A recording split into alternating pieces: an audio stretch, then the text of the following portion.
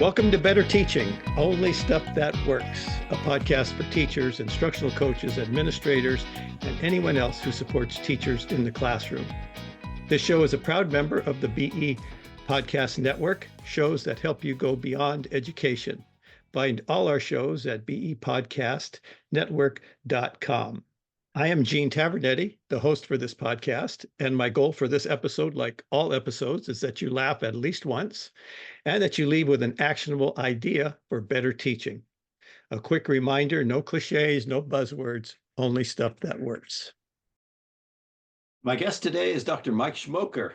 Mike is a former administrator, English teacher, and football coach. He's written several best-selling books and numerous articles for educational journals, newspapers, and for Time magazine.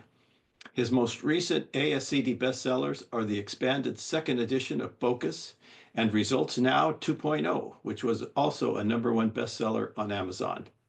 The first edition was a finalist for the Book of the Year by the Association of Educational Publishers.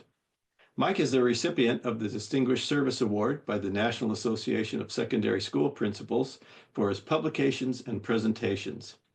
In an Education Week survey of national school leaders, he was ranked near the top of the best sources of practical nuts and bolts advice, wisdom, and insight on effective school improvement.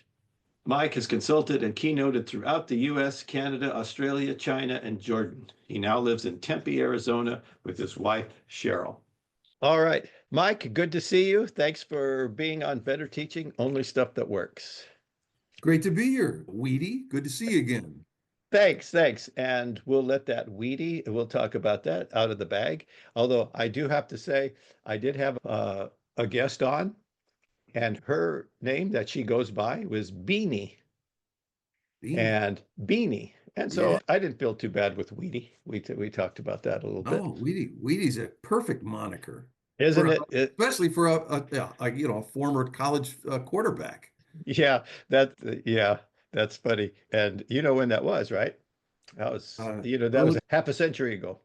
Yeah, a little while back. It was a little while back. Well, what's interesting is that we found out that we went to the same school. We were there. We graduated at the same time. We had the same major, but had never met when we were there. So, which is interesting. Yes. Yeah, that is interesting. So I didn't know you then, but I became aware of you when I started consulting in the early 2000s. And my first encounter with you was when somebody gave me an article called the Crayola Curriculum. Can you talk a little bit about that? Because at that time, boy, you said Mike Schmoker, everybody associated you with the Crayola Curriculum. Yeah, it did work pretty hard for me, that particular piece. I was working at McCrell. Some people know that one of these regional labs, federally funded educational regional labs, with Bob Marzano, and he suggested that I go in his place to be sort of part of a panel of college professors, ed professors, and others, to be on hand to congratulate some school for having an exceptional professional development program. So I went, and I'm sitting there with these esteemed professors and others, and we did a walkthrough in the school. Went through most of the classrooms, and then reconvened, and everyone was rhapsodizing about what a fabulous school it was, and it must be a result of all this great professional development. And I sat there nervously, preparing myself to ask the question, what did you all see that was so exceptional? What I saw was almost every classroom, the students were mostly coloring or drawing or cutting, mostly coloring though. And when I asked that question, everyone just kind of froze. And then I said, and if I may ask, if it's not importune, were there, as a result of this great PD that they're getting this award for, were there any gains in their test scores at all?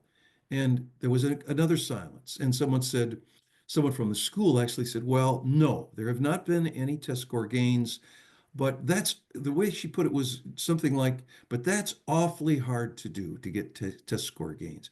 I walked out of there and I thought to myself, surely to goodness, the reason they haven't seen any measurable gains is because instead of teaching reading and writing during the literacy block, and that's when we were there, These students are mostly coloring and doing some cutting and pasting and things that really contribute nothing to literacy.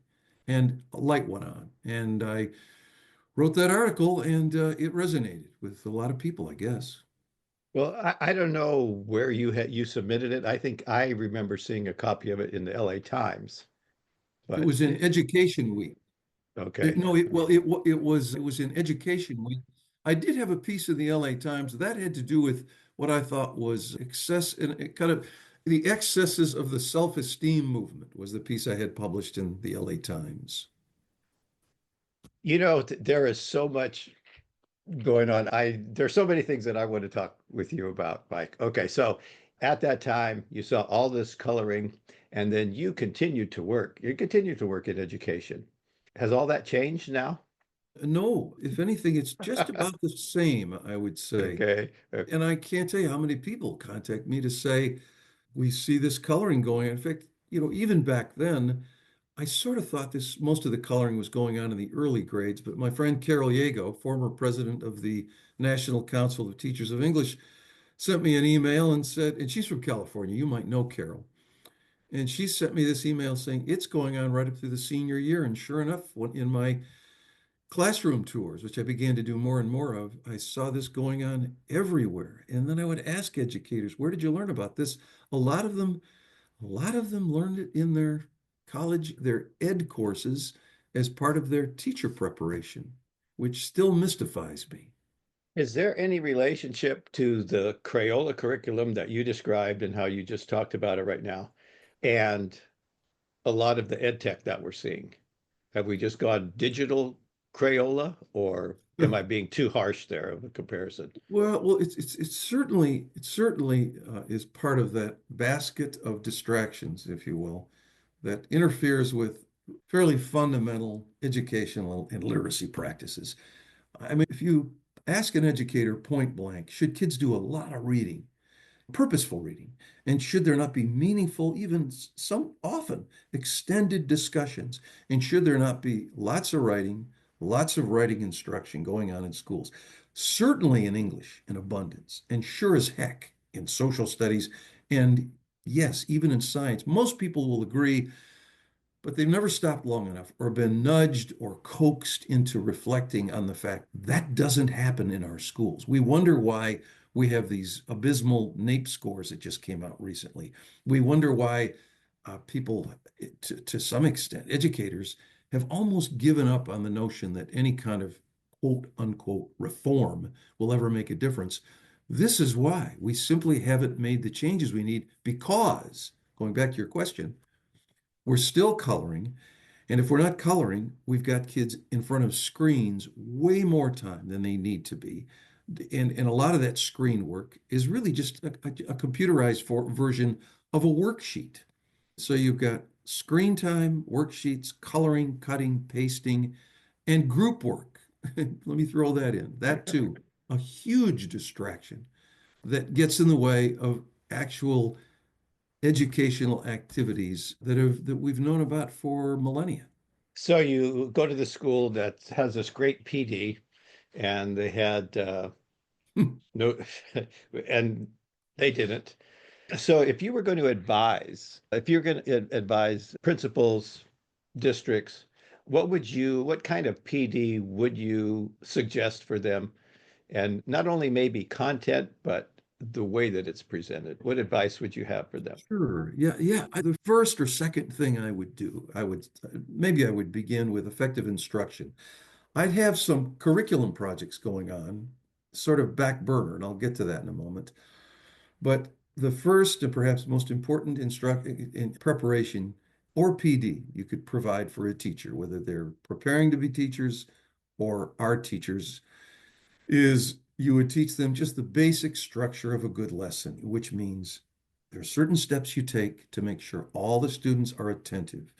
Then you make sure you have a clear learning target or objective. And you'd have teachers, this is how you do this kind of PD, you'd have teachers actually write some objectives and pair up in their PD sessions to look at each other's learning targets and objectives to make sure that they're solid and effective ones. And then you'd make sure that they know this basic cycle of teaching in a fairly small or manageable chunk or slice of instruction, followed by guided practice where the students give it a try, during which time, and this is huge, you are wandering around. You're going up and down the aisles, if you will, and you're looking at student work to see, did they get that last step or chunk in the lesson? If they didn't, and they usually don't fully get the steps in a lesson, you have to do some reteaching. You have to get back to the front of the room and say, let me clarify that or adjust my instruction a little bit, or let you work in pairs to help each other to complete that step successfully. And when they've all or almost all the students have successfully completed a step, then and only then do you move on to the next one. Now, I would just interrupt myself to say that kind of instruction doesn't occupy 100% of the curriculum, but it should occupy a large portion. The rest of that time, of course, is going to be independent work for which students have acquired the capacities and the prerequisites to complete tasks, including reading and writing tasks on their own. But that might be the first step I'd take. I could go on and talk at some point about teaching teachers how to conduct effective literacy lessons. That's something I like to talk about and train audiences in as well these days. Or could I interrupt you here? Because you said instruction you'd start with, which I absolutely agree, because I think that it's one of those big variables that I think it's very difficult for teachers to understand how to develop curriculum, how long it's going to take to develop knowledge in certain area, how long it's going to practice, because they always seem to think that it's going to take longer than it actually Yes. because the instruction isn't as effective as it could be. So I think it's just a big variable. It is curriculum agnostic. It doesn't Mm, matter what you're doing. Let's start here and then let's take a look at the other things. So you said instruction, you said literacy, and I know in your work in your books you talk about kind of a three-legged stool. You don't say that, and I'm not supposed to use cliches on this podcast, but I just used one. that's a So good metaphor. You bet. so what are the three areas you've mentioned effective instruction, and what are the two areas that you always develop in your books that are mandatory to get results? Sure. And I think the research demonstrates that these three cannot be beaten. Nothing can beat these three elements. I described the one. The other one is curriculum, as you mentioned. And we need to make sure that teachers are given the opportunity and guidance on how to create their own curriculum and to do it in a way that can be done in just a few hours. I mean, you can rough out a workable curriculum that can be used immediately and then refined over the course of, say, over the course of the next few weeks at, say, PLC team meetings. That's got to happen as soon as possible. Hopefully, ideally, say before the beginning of a school year. And this can be done, and yet it is so seldom actually done in schools. My wife worked at a school that made huge 1 and 2 year gains the minute they sat down, looked at the state standards in math. This is a high school math in Arizona. They reviewed those standards, selected what they, as a team, for each course, thought were the most important essential standards, put them on a schedule, a 9 month schedule, and then just began to work in teams to add page numbers from their textbook to accompany the standards and to follow. And for the first time, have a common body of topics and standards and to actually teach it according to the schedule they had agreed on. That made all the difference in the world. You can do this for any subject. My books happen to lay that stuff out, I think, in pretty clear detail. Any group of teachers can develop a decent or quite a bit better than decent curriculum in a matter of hours, going through some of these pretty basic steps. But again, in most schools I know of, they've never even been given that charge. So, not to digress, but we end up grasping for some commercial product or curriculum that is really off base in multiple ways and ends up in a lot of cases doing more harm than good. The third piece, of course, is Before you go on to the third piece, Mike, sure. I want to tell you, I want to bring up two things with respect to developing this curriculum that you talked about. Yeah. And the first one is you said, oh, you could do this in a few hours. And the reality is, I've seen that done. We Yeah. had a one of our consultants, one of the things we would do when we worked with schools is do exactly what you just said. And I saw her work with language arts department and would do several grade levels in a day developing this curriculum.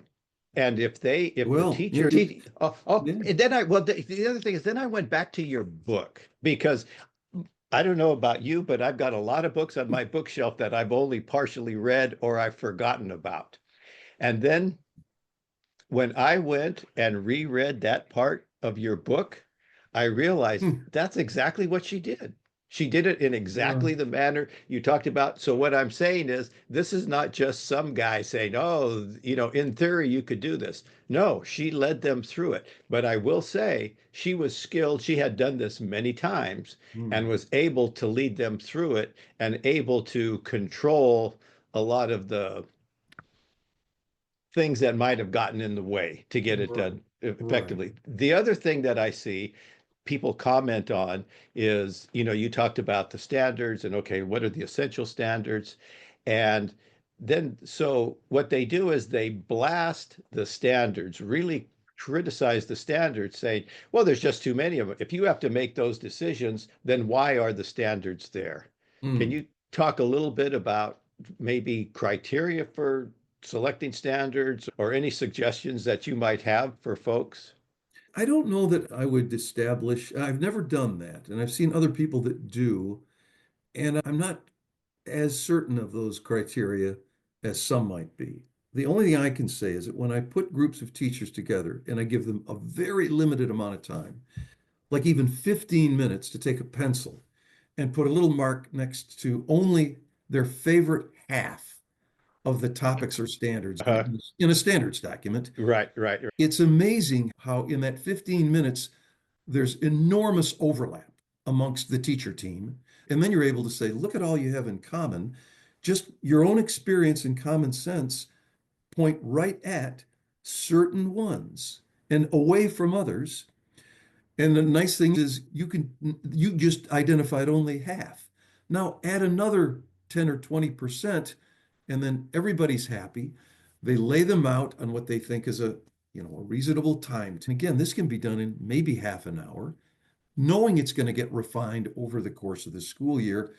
And it would be very hard for say, three intelligent people, three teachers, combining their intelligence to select what they think are the most important standards, putting them on a schedule, and this is the kicker, actually teaching them. When you combine those three things, imperfections notwithstanding, there's no such thing as a perfect curriculum.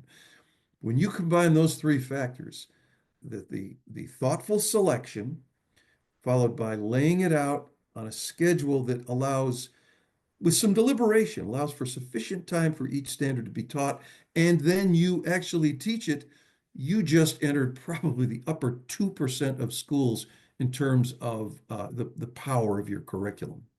It's good. It's almost guaranteed to have a measurable impact in the first year.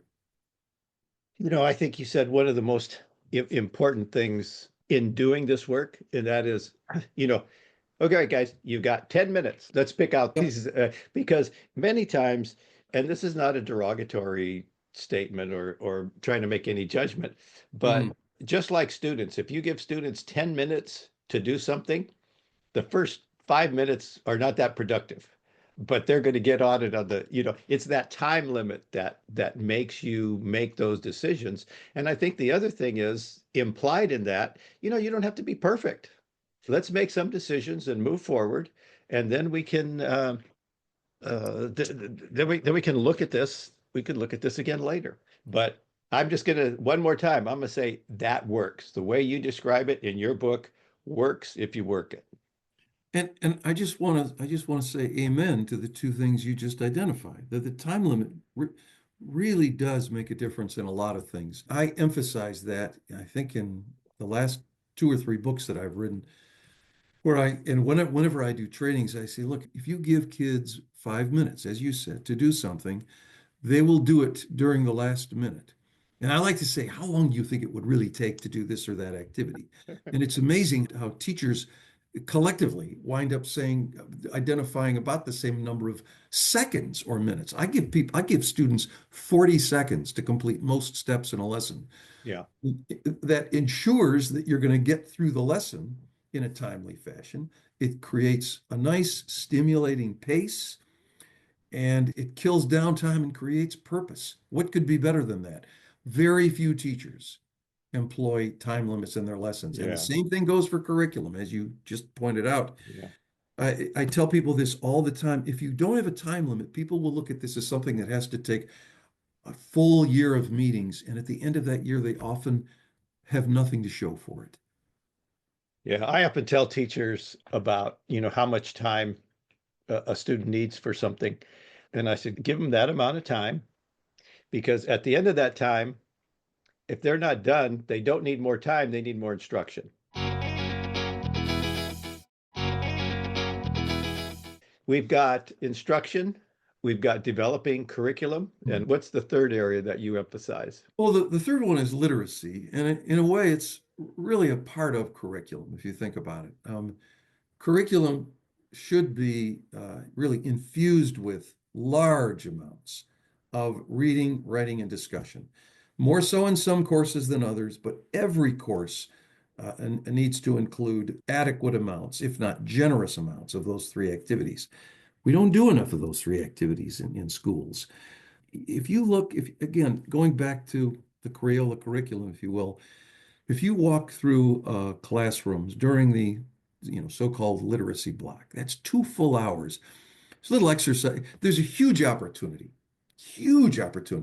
to get kids, all kids, off to a great start in school just by recasting that 2 hour literacy block. It's a little exercise I like to go through with audiences lately. I say, okay, you got 2 hours. First, let's say K1 or maybe even K2. If you teach those kids in groups, you've got to figure 2 hours is 120 minutes. At least 20 minutes gets gobbled up with transitions, getting, one group off the stage with the teacher and the other group joining them while the other students are learning at centers or stations. That day, in the 120, with about 100 minutes left after you take 20 minutes away for transitions, four groups gives those kids about 25 minutes of instruction. In the early grades, almost all of that has to go to phonics or decoding. You've got almost nothing left for reading out loud to students, having them read along with you. You've got almost nothing left for discussion and writing. Those are really the core of literacy. Now, the minute you go to mostly whole group, you at least double and probably triple the amount of time available, not only for phonics now, but for reading, writing, and discussion, which are the real engines of literacy in that block, in that literacy block. We've got to get past this notion that we have to teach K1 and maybe K2 literacy in these small group structures. Tim Shanahan's, I trust him as much as anyone in the literacy research world. He has come out rather strong on this of late. So there's that. And I just let me say, because I'm waxing on here, we just need to have way more of this going on in all other grade levels, especially English and social studies, but also beyond. And that is teaching kids to carefully analyze text, to talk about it for a meaningful amount of time, and then write about what they have read and discussed. That ought to occupy a huge portion of the curriculum, and now it does not. So, what do you think prevents schools from making these seem like simple, but they're simple doesn't mean easy, but they are certainly doable things. What prevents schools from making these changes and doing the things that you just described? Well, sometimes I think it's inertia, and it's the fact that none of them are emphasized. So I want to start right at the top. When I say inertia, I just mean people tend to do what they've always done, what the organization has always done. You might be familiar with Thinking Fast and Slow by Daniel Kahneman, a book that made an enormous splash considering it's a pure idea book. The core of that book basically says people, when people have been doing something a long time, or they gather that everybody always does this thing and have always done it this way, they don't ever examine what they are doing against, say, research or facts. And so we just keep on doing what we've been doing without asking what would be more effective. Let's just take small groups. We've known for years, Education Week has made that abundant number of studies have come out in Education Week reporting on the fact that centers where kids occupy huge amounts of time have virtually no positive impact on student literacy, and that small groups are not near as effective as mostly large group structures, as I described a moment ago. Now, where would we expect those research-based practices to get emphasized, taught, and acquired in undergraduate preparation? And they are not. You will seldom, if ever, talk to a recent graduate or a longtime former graduate of a university teacher preparation program where professors, I'm trying to find the right words, just stress like crazy the importance that kids read for at least a full hour every school day, that they actually write for a good 40, 45 minutes, if not, according to Steve Graham, maybe an hour a day as part of learning in any subject. You'll never hear that, and I know this from my own experience, right up through the doctorate. You'll never hear a professor saying, you must provide serious, systematic writing instruction so that kids know how and leave school knowing how to write, clear, cogent prose. If it doesn't get emphasized there, it's not going to get emphasized in PD. And we have schools full of people who've never heard anyone say, these are the really important things. Instead, we just devolve into worksheets, screens, etc. Okay, Mike, so I've been following your work for a couple decades. What's changed? This message that you just said, that you just relayed to us, I've read it in your books. What's changed over the years for you? Well, I would say group work has expanded absurdly to where teachers seem to think, educators, seem to buy into the idea that the more group work, the merrier, when in fact, as multiple researchers point this out, too much group work, including Bob Marzano, says it's a very risky, very dangerous form of teaching unless you use it surgically, occasionally, only for certain purposes. Pair share is a much more, students should talk and work and learn from each other in pairs almost every day, most lessons. Group work is a very different animal. I've seen it grow like topsy, and to the point where I've read one study that said as much as 70% of the school day, students are working in groups, and it's simply not an optimal way to teach kids.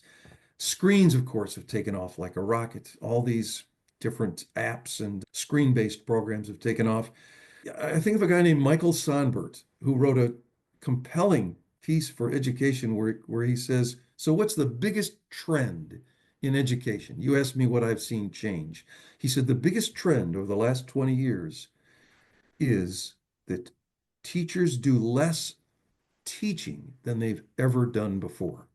And a lot of it goes back to things I've mentioned, and it's driven by differentiated instruction and a completely unproven way of teaching, with virtually zero evidence that it's effective, that completely disrupts and prevents the possibility of effective whole class teaching as I've described it and as I believe you advocate in your own work. You couldn't see me because I had to dim my screen, let everybody know. But I was smiling big, almost laughing as you were talking about the changes that we've seen Hmm. because you always hear, well, we need to teach differently. The kids are so different. The kids are so different. We have to teach differently. And there are a few details about things that are happening in the classroom, but for the most part, everything you just said was true 20 years ago, 30 years ago. And one of the things that I think is interesting, I think like to get your comments on it. One of the things that when one of our conversations way back, I asked you, who are you reading? Who should I read? And you said, start with Tom Bennett. Hmm. Tom Bennett is from the UK. And so I read some of his stuff, and then I started following some of the people he follows. And so I just went down a UK rabbit hole. And so listening to those folks, and then listening to, some folks I agree with in the US, they say, you know what? The UK is so far ahead of us Hmm. in what they're doing. And you know what they're doing? The Hmm. stuff you just described. Oh, no You, kidding. you, Oh, you no know, kidding. and so I don't, and I just, maybe it's because, I've been around for a little while and I've seen this stuff, but I hate when people say, well, the pendulum is swinging. I just think it's lack of institutional memory. Yeah. You get a new principal in or a new superintendent, doesn't matter what they had done before, it obviously wasn't working, so we're throwing everything out, and these poor teachers are whiplashed. Yeah. Yeah. And they seldom hear, they're whiplashed instead of being told at a presentation, folks, we've combed through the research and we know these are the fundamental things that have the largest and most immediate impact on your effectiveness and your students' learning. Here they are. Here's the research. It's undeniable, indisputable. And if you do these things, you're gonna be the most effective educator you've ever been. Your kids are gonna not only learn more, they're gonna enjoy learning and find it more engaging. And we're gonna train you how to do it. And most of that training from the get-go will provide you with strategies that can be used that very next morning if you choose to use them. Every teacher in America needs to hear that. And it hasn't happened yet. Excuse me. I think that teachers have heard for so long, this is research based. Yeah. You get a new textbook series, and the people who work for the text for the publishers are experts in Hmm. promoting their, selling that, boy, if you just Right. do this, everything's going to be okay. So I think that there's it's like the boy who cried wolf. Yeah. This is research based. This is going to work. And I think I say veteran teachers, I'm thinking, you've been there a decade. You've heard this stuff, and I don't know how that message is received or gets through more powerfully. The message that you just said, like there's a lot of research that supports this. I don't know. One of the It's things that it's well received. If I yeah, could jump in, yeah. it's almost always well received by a majority, but it's all about follow-up or all about repetition. There's a number of organizational theorists who all say the same thing. You can't tell someone about an effective practice, and even if they buy it, you can't expect them to go forth and implement that practice unless it gets repeated, unless the organization itself celebrates small accomplishments and gains made as a result of that practice or strategy. You have to fill the air with repetition, clarification, and even adjustment when necessary, and celebration of small victories, wins, gains, so that people absorb the fact that, hey, it's really true that if every lesson I teach, I conduct checks for understanding in between each step so that I can clarify or adjust in order to bring more students on with each step. Unless they hear that a lot and see their own success and hear about their colleagues' success, it will simply die on the vine. My listeners can't see how big I'm smiling as you're saying that, because it is that follow up. And I really don't think they believe you when you say the research says until they see it actually work. Right, You have right. the coaching, they can see it in the kids' faces, and they go, wow, this really does make a difference. But before they try it, I just think it's empty rhetoric. But that's why that follow-up is so critical. We can't just, the analogy I always use is that if all we needed to tell people was the research, everybody would be eating well because everybody knows the proper foods to eat, and Mm, everybody mm. be at the gym every day exercising. Right, right. But they need that step. They need to actually do something to experience it. I do, and I have to say that changing our teaching strategies or adopting the most research-based practices is quite a bit easier than having to go to the gym several times a week or eat a better diet. All we'd have to do is go through a period of time where we introduce new strategies, show people that it's that they're enormously doable, get a few people to succeed at it, demonstrate, and I want to be emphatic here, demonstrate that it does not require it doesn't require additional time on your part during your work week does not have to expand. You can do these things in the same amount of time you now have, if not less, and be vastly more effective. We haven't even gotten to the point where we just say, look, let's just take these things one at a time. Lesson structure. Here's how you do it.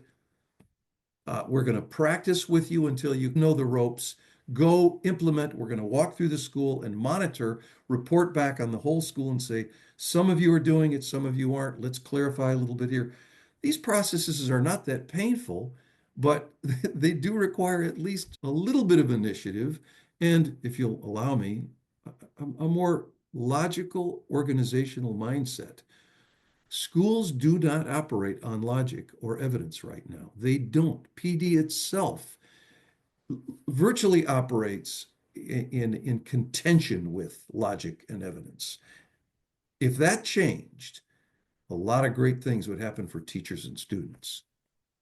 You know what, Mike? I can't believe that is such a good thing to leave folks with, except I do want to say that I think everything we talked about today, that they should pick up a copy of your book, Results Now 2.0, because it just expands on a lot of the ideas that you talked about with a lot of more details about how to actually implement the things, which again, I'm going to provide testimony, actually take that limited amount of time that you say they do. It's actually doable. These things are doable.